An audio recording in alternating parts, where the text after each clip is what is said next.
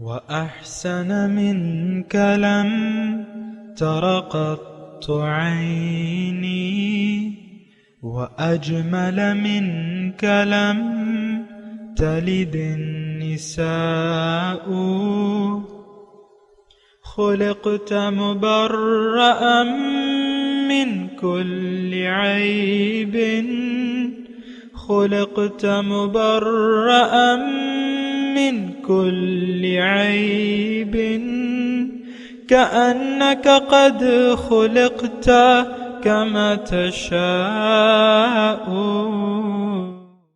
كتاب أنزلناه إليك مبارك ليدبروا آياته وليتذكر أولو الألباب. یہ کتاب برکت والی ہے جسے ہم نے آپ کی طرف نازل فرمایا ہے تاکہ دانش مند لوگ اس کی آیتوں میں غور و فکر کریں اور نصیحت حاصل کریں. اللہم صلی علی سیدنا محمد وعلی آل سیدنا محمد بعدد کل ذرۃ مئۃ الف الف مرۃ. سامعین و ناظرین کرام، السلام علیکم ورحمۃ اللہ وبرکاتہ. سامعین کرام، سورہ واقعہ آیت نمبر 60 سے 62 تک. آج کا موضوع، کیا ہم اپنی حقیقت کو جانتے ہیں؟ اس کے ساتھ آج کے سبق کا آغاز کرتے ہیں. سب سے پہلے گزشتہ سبق کا اعادہ ہوگا. افرأیتم ما تمنون، بھلا یہ بتاؤ جو نطفہ تولیدی قطرہ تم رحم میں طبقاتے ہو، اانتم تخلقونه ام نحن الخالقون، تو کیا اس سے انسان کو تم پیدا کرتے ہو یا ہم پیدا فرمانے والے ہیں؟ سامعین کرام، سورہ واقعہ آیت نمبر 60، لفظی ترجمہ: نحن قدرنا بینکم الموت، ہم نے ہی تم میں مرنا ٹھہرا دیا ہے. وما نحن بمسبوقین، اور ہم اس بات سے عاجز نہیں ہیں. علی ان نبدل امثالکم، کہ تمہیں بدل دیں ہم مانند تمہاری. وننشئکم، اور پیدا کریں ہم تم کو فیما لا تعلمون، جس کے بارے میں تم نہیں جانتے. سامعین اکرام، بنیادی طور پہ مضمون جو ہے وہ آخرت کا ہے، یعنی روز قیامت، یعنی جس دن ہم سب کو اٹھایا جائے گا اور ہمیں ہمارے اچھے اور برے اعمال کی سزا اور جزا ملے گی. تو ہم انسان جو ہے بنیادی طور پہ آخرت کا منکر رہا ہے. تمام پیغمبروں کو ابتدائی طور پہ جھٹلایا گیا ہے، کیونکہ وہ آخرت کی خبر دیتے ہیں. تو آخرت کے ماننے میں انسان بظاہر اپنا نقصان محسوس کرتا ہے. اس کو یعنی جب یہ پتہ چلتا ہے کہ آخرت کو مان لو اور اللہ کے حکم کے سامنے سر جھکا دو، یعنی اللہ کی بندگی شروع کر دو. جیسے کہ نوح علیہ السلام اپنی قوم کو کہتے ہیں، فقال یا قوم اعبدوا اللہ ما لکم من الہ غیرہ. پھر کہتے ہیں کہ فاتقوا اللہ واطیعون، اللہ سے ڈرو، میری بندگی کر. ان اعبدوا وان استغفروا ربکم ثم توبوا الیہ، اللہ سے معافی مانگو پھر اس کی طرف متوجہ ہو جاؤ. انسان جو ہے یعنی یہ آزادی کھونا نہیں چاہتا نفسانی طور پہ. انسان کی یہ ایک وہ ہے، اس میں یہ علت ہے یا اخلاق رذیلہ ہے اس میں، کہ یہ سر جھکانا اللہ کے سامنے نہیں چاہتا. غیر کے آگے تو یہ جھک جاتا ہے، باطل کے سامنے تو یہ اس کا سر جھک جاتا ہے، کیونکہ باطل اکثر اور بیشتر جو ہے وہ نظر آتا ہے. جیسے کہ ہمیں ہمارا سر جو ہے وہ دنیا اور دنیاوی خواہشات کے سامنے جھک گیا ہے.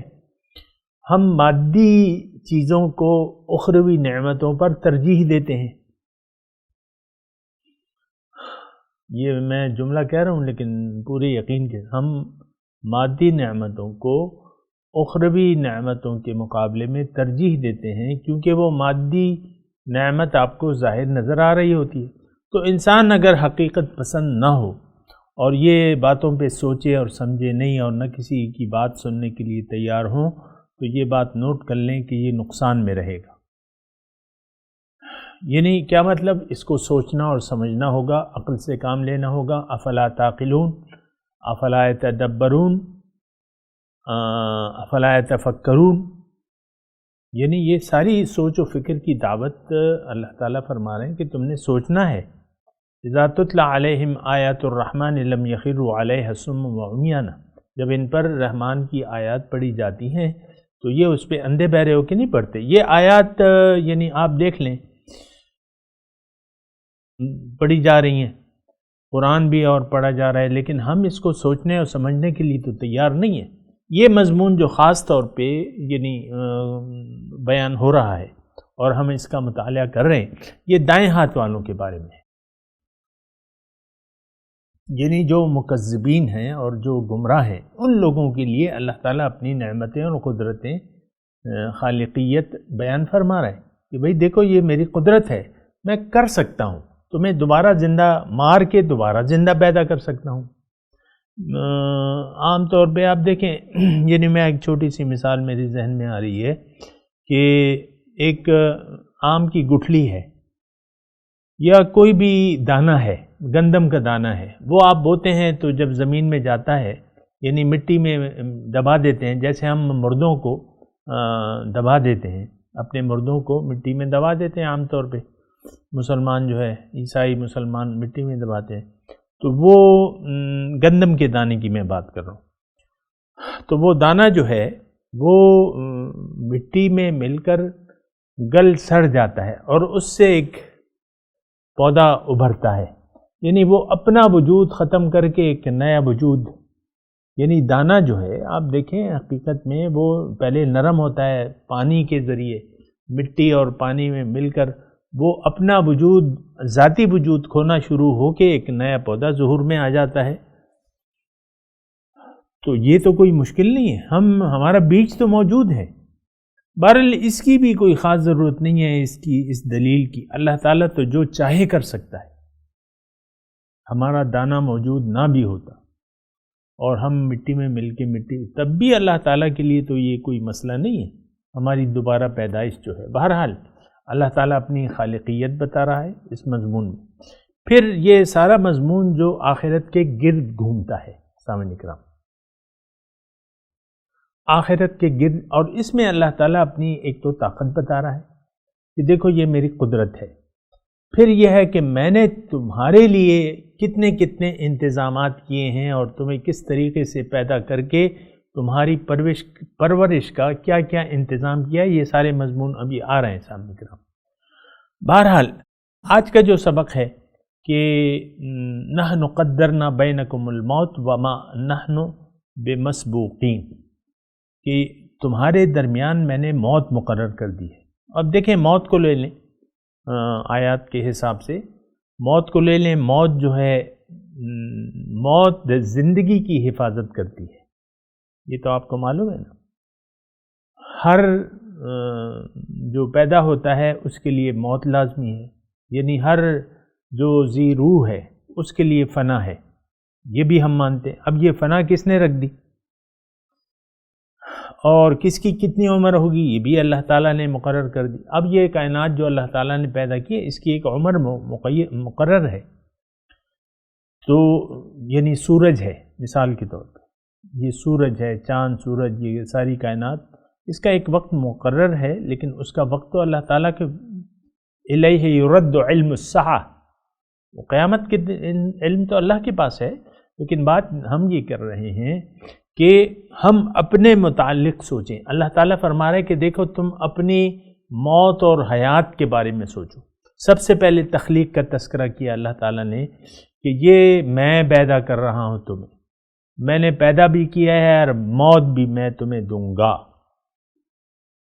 نحن قدرنا بین، پہلے تو تخلیق کا تذکرہ ہے، ام نحن الخالقون، اب ہماری موت کا تذکرہ ہے۔ دیکھیں اپنی مرضی سے نہ ہم پیدا ہوتے ہیں، نہ اپنی مرضی سے مر سکتے ہیں. یہ بات نوٹ کر لیں. پیدائش کا وقت، موت کا وقت، یہ اللہ کے پاس ہے. اللہ کو معلوم ہے میری کتنی عمر ہوگی، انسان کی کتنی عمر ہوگی، یہ اللہ کو معلوم ہے. کسی کو اپنی موت کا علم نہیں ہے. پھر بات یہ ہے کہ ہماری پیدائش بھی ہم یعنی اللہ تعالیٰ نے اس کا وقت مقرر کر دیا ہے، اور پھر ہماری موت کا وقت بھی اللہ تعالیٰ نے مقرر کر دیا. نحن قدرنا بینکم الموت، ہم نے تمہارا مرنے کا وقت مقرر کر دیا ہے. ایک اندازہ ہے، یعنی یہ بھی اللہ تعالیٰ کی ایک علم اور اس کی قدرت ہے. موت بھی ہمیں وہ دے گا. جب موت زندگی دے سکتا ہے، موت دے گا، تو دوبارہ پیدا کرنا کیا مشکل ہے اس کے لیے. بھلا عام انسان دیکھیں، اس پہ اتنی لمبی چوڑی بحث کی ضرورت ہی نہیں. اللہ تعالیٰ کی تو قدرتیں ہم دیکھ رہے ہیں، روز روز نئی تخلیقات ہو رہی ہیں. جو چیز نہیں ہوتی وہ پیدا ہو جاتی ہے. آج بھی آپ دیکھ لیں، ایک چیز نہیں ہے وہ وجود میں آ جاتی ہے. ایسی بہت سی چیزیں ہیں. لیکن جو موجود ہے، جو فنا ہو جائے، تو کیا دوبارہ اللہ تعالیٰ قادر نہیں ہے اس بات؟ یہ تو یعنی بچوں والی عقل بھی ہو نا، تو وہ انسان اگر سوچے تو اس سے انکار ممکن نہیں ہے کہ اللہ تعالیٰ ہمیں دوبارہ زندہ پیدا کرے، دوبارہ زندہ کرے گا، اور ہمیں پھر اجر اور جو عذاب ہے یا ثواب ہے وہ ہمیں دے گا. یوم توفی کل نفس ما کسبت لا ظلم اليوم. اس دن اللہ تعالیٰ ہر ایک نفس کو پورا پورا بدلہ دے گا، آج کوئی ظلم نہیں ہوگا. بہرحال دیکھیں، ہمارے لیے اللہ تعالیٰ فرما رہے ہیں، ہم آخرت کے منکر ہیں عملاً. اللہ تعالیٰ فرما رہا ہے کہ دیکھو میری قدرتیں، تم اپنی مرضی سے تھوڑی پیدا ہو، میں نے تمہیں بنایا، اب موت میں تمہیں دوں گا. اور وما نحن بمسبوقین، اللہ تعالیٰ فرما رہے ہیں میں عاجز نہیں ہوں اس بات کہ تمہیں ایک نئی تخلیق سے میں پیدا کروں. اعلیٰ ترجمہ آپ نے سن لیا. اس کا مطلب یہ ہے، تھوڑا سا اس میں مضمون ہے کہ ایک سوال بھی آتا ہے کہ آخرت میں ہم کس شکل میں پیدا ہوں گے، کیا شکلیں ہوں گی، آیا صرف روح ہوگی، آیا صرف بدن ہوگا، کیا ہوگا؟ اول تو دیکھیں، جو اخروی معاملات ہیں، ایک بات بنیادی طور پہ یہ نوٹ کر لیں کہ جو باطن ہے وہ ظاہر کی سمجھ میں نہیں آ سکتا. بنیادی طور پہ ایک نقطہ جو ہے اپنے ذہن میں رکھیں تو بہت سے مسئلے جو ہیں آپ کے لیے آسان ہو جائیں گے. اب مثال کے طور پہ اب دوزخ ہے. دوزخ میں یہاں اگر آپ کو آگ میں ڈالا جائے تو میرے خیال سے کہ 15-20 منٹ میں آپ کی موت واقع ہو جائے گی. لیکن دوزخ میں اگر کسی کو ڈالا جائے تو وہ ابدالآباد تک جلتا رہے گا، اس کو موت نہیں آئے گی. صرف یہ ہے کہ وہ کلما نضجت جلودہم بدلنا جلودا غیرہا او کما قال، جب بھی ان کی جو جل جائیں گے کھال والا غیرہ، تو اللہ تعالیٰ فرما رہے کہ میں نئی کھال چڑھا دوں گا اس پہ. تو یہ یعنی اب یہ دوزخ میں جلنا جو ہے، آگ میں مسلسل جلتے رہنا اور موت کا نہ واقع ہونا، یہ ہماری سمجھ سے باہر ہے. آپ خود بتائیں کہ ایک جل رہی ہے چیز، وہ تو جل کے آپ یہاں بھی مطلب ایک آگ کا الاؤ جل رہا ہے، اس میں اگر آپ ایک کاغذ ڈال لیں تو وہ جل کے راکھ ہو جائے گا، اپنی حیثیت ختم ہو جائے گی. وہاں کی دوزخ کی آگ نو، موت نہیں ہے، جلتا رہنا پڑے گا. ہم فیہا خالدون، ہمیشہ دوزخ میں رہیں گے. یہ میں تھوڑا سا آپ کو ڈرا بھی رہا ہوں، شاید آپ میں کوئی وہ رمق باقی ہو احساس کی تو آپ ڈر جائیں. تو ہمیشہ جلتا رہنا پڑے گا. بات میں یہ کر رہا ہوں کہ باطن جو ہے وہ ظاہر کی سمجھ میں نہیں آ سکتا. بہرحال اس آیت پہ تھوڑا سا سمجھنے کی کوشش کرتے ہیں. اللہ تعالیٰ جو ہے، اس سوال کا جواب یہ ہے کہ جب ہم دوبارہ اٹھائے جائیں گے تو یہی جسم ہوگا، یعنی جسم یہ ہوگا لیکن اس کی شکل مختلف ہوگی، اعمال کے حساب سے شکل ہوگی. یعنی مثال کے طور پہ اللہ تعالیٰ نے فرمایا کہ یوم تبید وجوہم و تسود وجوہ، اس دن بعض چہرے سفید ہوں گے، چمک رہے ہوں گے، بعض کالے ہوں گے. اب دوزخ میں جو یعنی جو جسم ہمیں ملے گا، جسم بھی ملے گا لیکن اس کی شکل جسامت یہ نہیں ہوگی، جسامت مختلف ہوگی لیکن ہوں گے ہم، یعنی ہماری روح اور جسم اللہ تعالیٰ دونوں ملا دے گا۔ موت کے بعد تو ہمارا یہ عقیدہ رہتا ہے کہ جسم مٹی میں مل جاتا ہے اور روح رہتی ہے۔ اب روز قیامت یا روز حشر جب ہم دوبارہ زندہ کیے جائیں گے تو ہمارا عقیدہ یہ ہے کہ روح تو موجود ہے پہلے سے، اب وہ جسم کو اللہ تعالیٰ دوبارہ ایک شکل دے گا۔ یہاں ہے نا عَلَىٰ أَن نُبَدِّلَ أَمْثَالَكُمْ، جسم دے گا لیکن وہ ہمارے اعمال کے حساب سے ہوں گے۔ یہ مختصر بات جو ہے آپ کی سمجھ میں آ جانی چاہیے، جسم کے حساب سے ہوں گے۔ حضور صلی اللہ علیہ وسلم معراج کی رات جب تشریف لے گئے، مختلف جہنم کا انہوں نے جو دورہ کیا تھا تو وہ مختلف عذابات تھے اور مختلف یعنی ان کو دوزخیوں کو سامنا کرنا پڑ رہا تھا۔ ایک دوزخی جو ہے وہ اپنی آنتڑیوں پہ جو ہے وہ اس پہ گھوم رہا تھا۔ اب ظاہر ہے کہ بس وہ اس کو جیسا جسم ملے تھا تو اس کو مختلف شکل قسم کے لوگ حضور صلی اللہ علیہ وسلم نے ان کا مشاہدہ کیا تھا معراج کی رات کو۔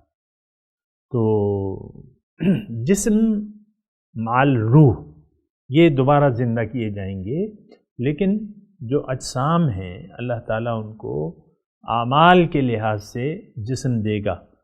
عَلَىٰ أَن نُبَدِّلَ أَمْثَالَكُمْ، یعنی تمہاری طرح ہم قادر ہیں اس بات پہ کہ ہم تمہاری شکل تمہاری طرح بدل لیں، یعنی اعمال کے لحاظ۔ وَنُنشِئَكُمْ فِي مَا لَا تَعْلَمُونَ، اور تمہیں ایسا پیدا کریں گے جس کے بارے میں تم ابھی نہیں جانتے۔ یہ تو اس وقت پتہ چلے گا، وہی بات نا فی ما لا تعلمون، اس پہ تھوڑا سا آپ غور کریں نا، یعنی ہم آپ کو پیدا کریں گے انسان، یہی جسم اور شکل وہ ہوگا، روح اور جسم ہوگا، لیکن تمہیں اجسام جو ہے تمہیں اس کے مطابق وہاں کے حالات کے مطابق نیکوں کو الگ اجسام دیے جائیں گے، بدوں کو الگ اجسام دیے جائیں گے، ہوگا یہی، دوبارہ زندہ ہوگا۔ اچھا فی ما لا تعلمون، بہرحال میں آپ کو یہ یعنی ننشئکم کہ ہم پیدا کریں فی ما لا تعلمون جس کے بارے میں ابھی تم نہیں جانتے۔ پھر اللہ تعالیٰ ہمیں یہ فرما رہا ہے کہ دیکھو وَلَقَدْ عَلِمْتُمُ النَّشْأَةَ الْأُولَى، پہلی پیدائش تو تم اس سے واقف ہو اپنی، فَلَوْلَا تَذَكَّرُونَ، بس نصیحت کیوں نہیں حاصل کرتے؟ کیا مطلب پہلی پیدائش؟ ہم یعنی ظاہر ہے کہ اس وقت میں اپنی مثال دے دیتا ہوں آپ کے سامنے، میرا قد ہے 5 فٹ 6 انچ یا 9 انچ ہمارا جو بھی ہے۔ اب میری حقیقت کیا ہے؟ وہ پانی کی بوند کی ایک جرثومہ، یعنی وہ میرا بیج تھا جو کہ باپ پانی کی قطرہ ٹپکاتا ہے مادر رحم میں، اس میں ہزاروں لاکھوں جراثیم ہوتے ہیں، لیکن ایک جرثومہ جو ہے اس سے اللہ تعالیٰ نے یہ جسم بنا دیا۔ ایک بنیادی جو جراثیم تھا میرا، اس سے اللہ تعالیٰ نے مجھے پیدا کیا ہے۔ یہ وہ کہہ رہے ہیں لقد علمتم النشأۃ الاولی، پہلی پیدائش، تم اپنی پہلی پیدائش دیکھو نا، تمہاری کیا حقیقت تھی؟ بچہ جو ہے آج کل تو یعنی آپ انٹرنیٹ پہ دیکھ سکتے ہیں، مادر رحم میں بچے کی شکل آپ دیکھ سکتے ہیں۔ اب وہ کون یعنی وہ ساری میڈیکل کی کتابوں میں وہ ساری شکلیں موجود ہیں۔ ہم نے پڑھی تھیں اپنے میٹرک میں کہ مینڈک کا خاص طور پہ کس طریقے سے وہ یعنی پرورش پاتا ہے، اور وہ سارے نام جو ہیں ابھی تو مجھے بھول گئے، وہ پھر وہ مینڈک کس طرح بنتا ہے، وہ مختلف شکلیں آپ نے بھی شاید دیکھی ہوں گی کہ تو اس طریقے سے یعنی پہلی پیدائش ہماری کس چیز سے ہوئی؟ ایک جراثیم سے ہوئی ہے، یعنی ایک جرثومہ تھا، اور وہ کیا تھا؟ وہ ایسا تھا کہ وہ ہماری آنکھوں کو تو نظر ہی نہیں آ سکتا، عام دوربین میں بھی نہیں نظر آتا، طاقتور خوردبین میں ہم اس کی نقل و حرکت کا مشاہدہ کر سکتے ہیں۔ یعنی وہ ایک باریک سی جرثومہ میرا جو تھا، اب ظاہر ہے کہ وہ میں یعنی وہ جرثومہ جو تھا میرے باپ کے صلب میں تھا، ٹھیک ہے، پھر اس سے جو ہے یعنی یہ میری پہلی پیدائش ہے، اب وہ جرثومہ جو نظر ہی نہیں آتا، جو نظر ہی نہیں آتا، تو جناب وہ اس سے جو ہے میری پیدائش ہوئی ہے۔ اب میں آپ کے سامنے وہ سورہ یاسین میں ہے نا بڑے مزے کی، اولم یر الانسان انا خلقناہ من نطفۃ فاذا هو خصیم مبین، کیا نہیں دیتا یہ انسان کہ میں نے اس کو ایک پانی کی بوند سے پیدا کیا ہے، اب یہ صاف جھگڑالو والا بن گیا ہے۔ دیکھیں اس میں مضمون یہ ہے، یعنی مختصر طور پہ اگر میں آپ کو یہ بتاؤں کہ دیکھیں ہر چیز کو اپنی حیثیت پہچان کر ہی فائدہ حاصل ہو سکتا ہے۔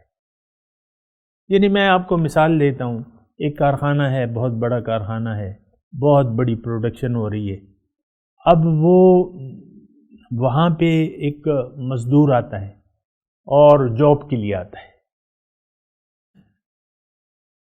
جاب کے لیے آتا ہے، اس کو ضرورت ہے، جاب کی ضرورت ہے، پیسوں کی ضرورت ہے، وہ وہاں جاب کے لیے آتا ہے۔ اس کارخانے کا ایک مالک ہے، وہ اپنے دفتر میں یعنی خوب ٹھرے سے بیٹھا ہوا ہے، مثال کے طور پہ عرض کر رہا ہوں، تو یہ مزدور وہ تو کروڑ پتی ہے، ارب پتی ہے، کارخانہ بھی اس کا کروڑوں روپے کا کارخانہ ہے، پروڈکشن ہو رہی ہے، یہ ہو رہا ہے، وہ ہو رہا ہے، اور یہ مزدور جو ہے اس کی کیا حیثیت ہے؟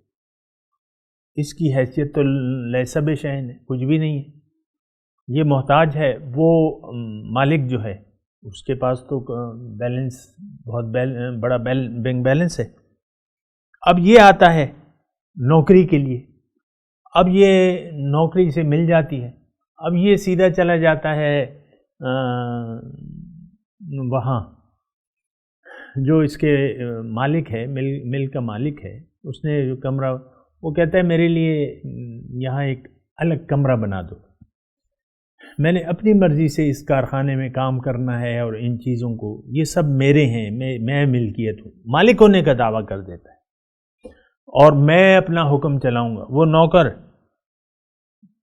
6,000 روپے ڈیلی بیجز پہ ہے، یعنی 6,000 روپے مہینہ ڈیلی بیجز، مطلب آپ لگا لیں 200 روپے روز پہ وہ نوکر ہوا ہے۔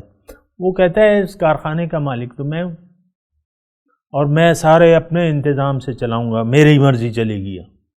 وہ 200 روپے ڈیلی والا جو ہے، تو یہ تو مطلب یہ ہے کہ وہ تو کتنا بڑا بے وقوف ہوگا، اول تو ایسا کوئی ہے نہیں، لیکن ہم اس کائنات میں وہی کردار ادا کر رہے ہیں، وہ کوئی ڈیلی ویجز والے ہیں۔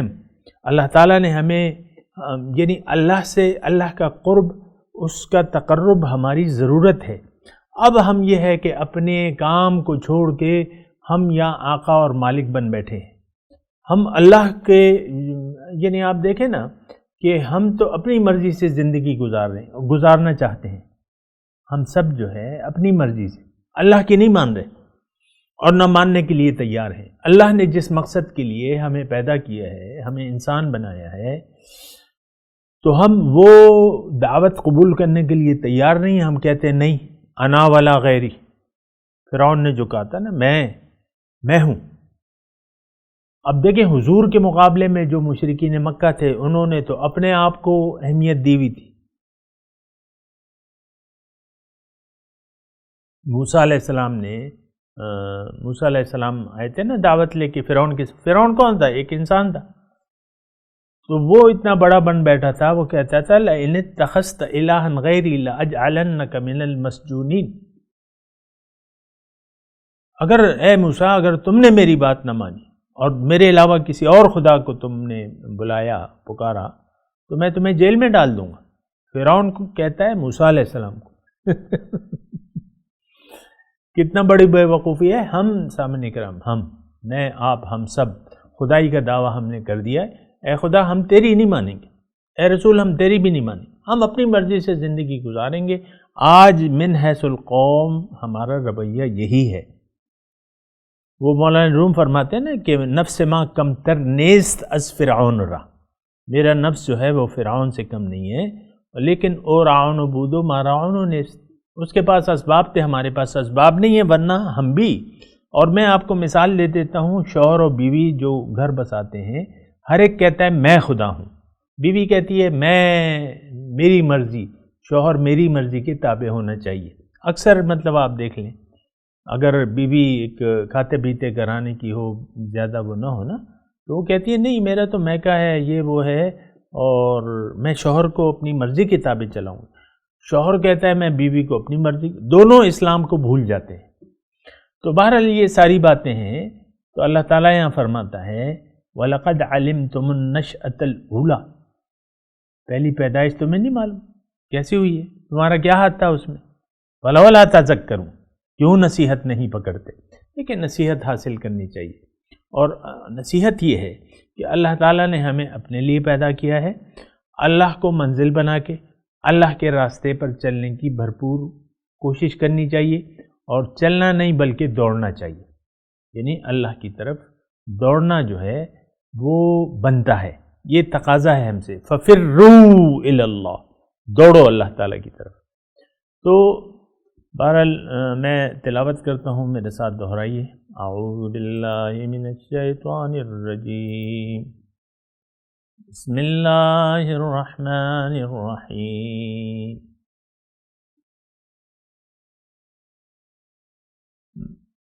نحن قدرنا بینکم الموت